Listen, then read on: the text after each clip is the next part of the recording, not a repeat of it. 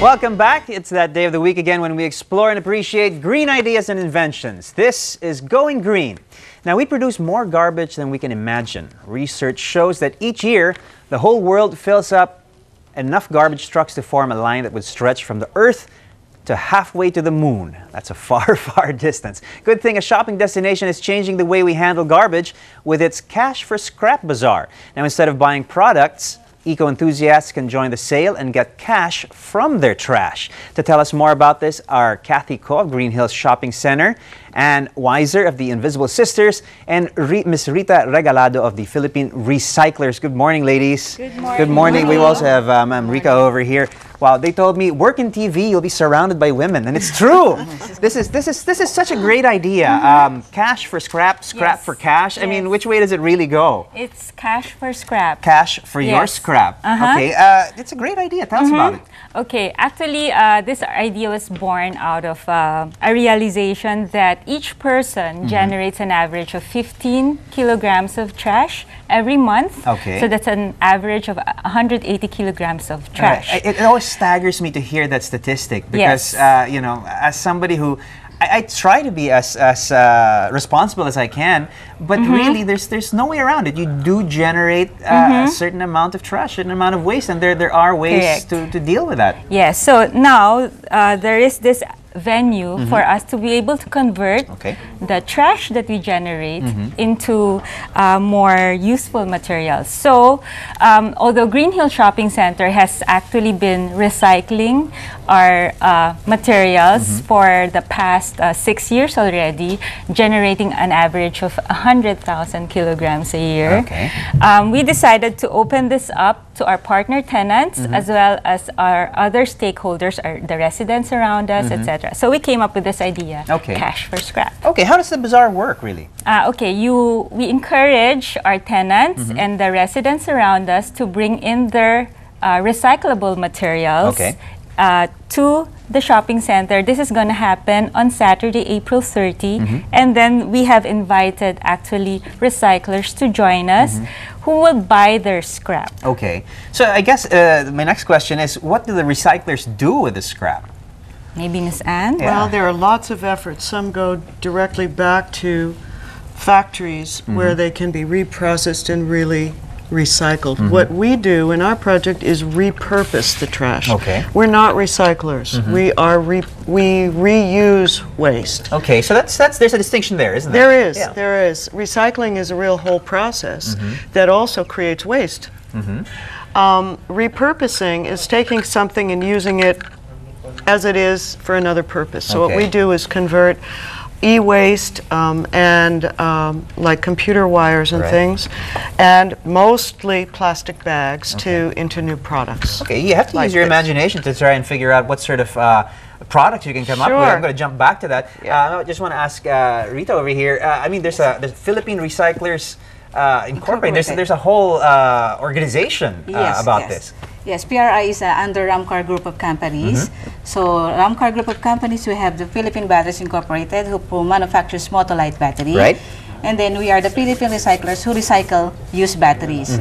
So we collect batteries and then we recycle, and then we will come up with a new refined lead bars to be used for making new batteries. Okay, so you're taking something that, and it's something that you just can't get rid of anywhere. I mean, these are, you know, toxic toxic elements to them, so they should be disposed of and reused and recycled in a very specific and proper way. Yes, that's why PRI supports two environmentally measures or manners in collecting batteries. So we support Balik Baterya and the Bantay Baterya.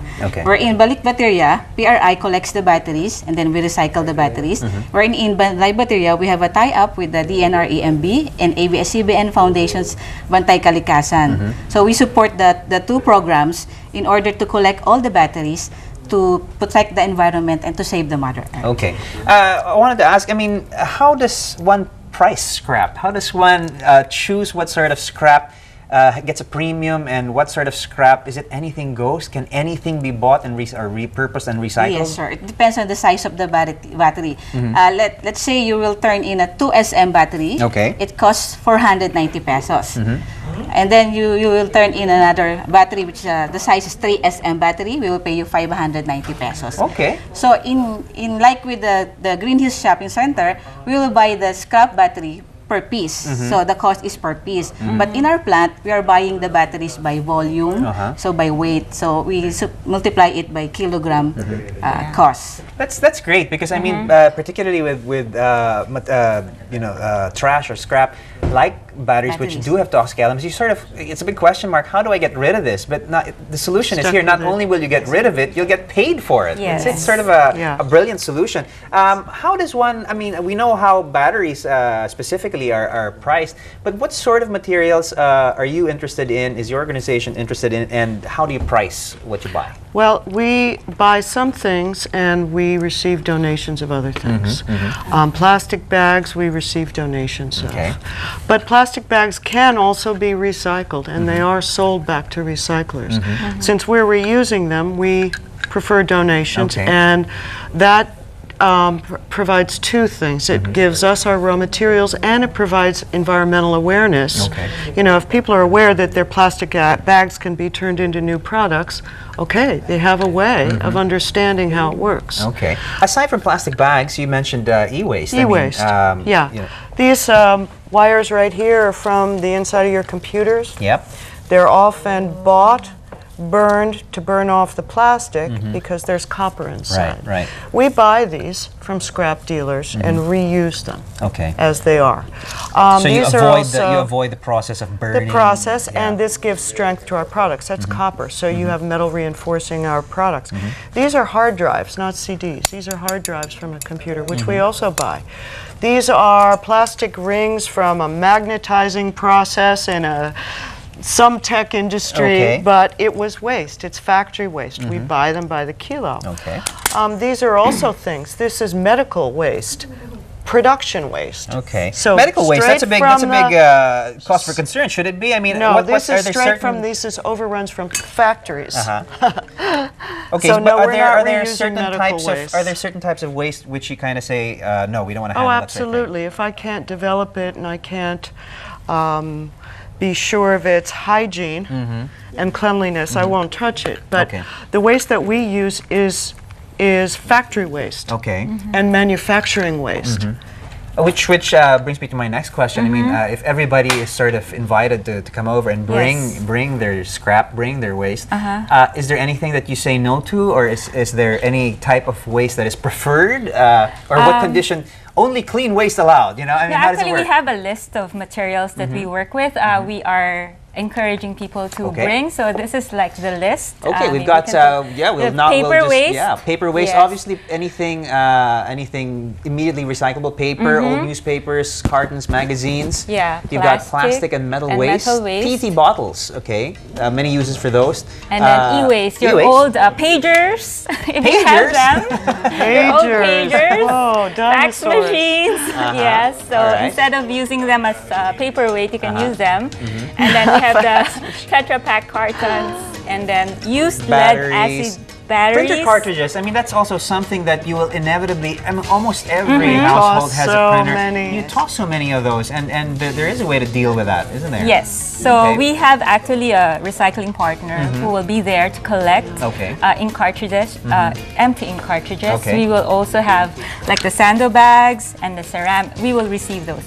We keep talking about plastic bags, and it's probably one of those items which you never really run out of. You always have them. You always they're an annoying fact of life. They are. But rather than throw them away, get them to clog the drains, there are many things you can do with them. I mean, aside from directly recycling them, you talk about directly reusing and repurposing them. Let's talk about that. You've got some amazing products over here. Well, thank you. Our project's called Invisible, meaning what we focus on is invisible waste. And it must be hard to find, though. I mean, invisible waste? No, it's not hard. We transform the things that are real. You know, the name is intentionally confusing. There are things that are off our radar, things that are off our peripheral vision that we choose not to see because we don't know how to deal with them. So we choose not to deal with plastic bags because nobody knew what to do. Exactly. So Guilty. I've done it. We've all done it. The whole world has done it. And it's irresistible. It's a product that we hate to love and love to hate. So we have to deal with it. Plastic actually can be recycled. The mostly downcycled into a lesser grade plastic, but the thing that's been missing all along is exactly what they're doing, the collection and the public awareness. Yeah, but what I'd like to talk about is really the products that you have. I mean, you're wearing some of your amazing products over here. These are all crocheted sundo bags, plastic bags. It's hard to imagine that this was once, your well, you've got a demonstration ongoing right over here. Okay, right over here. Ma'am Rika over here is a bit.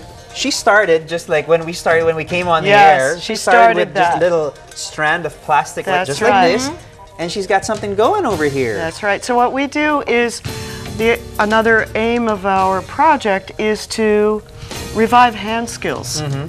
That puts earning power back in people's own hands. So that particularly, I've got some hand skills. I've got some hand skills. Is it hard to do? Is it hard to do? I'm sure you'll master it in a matter of minutes. All right, okay. Give me a few pointers here, Ma'am Rika. How do you How do we start? By doing like this.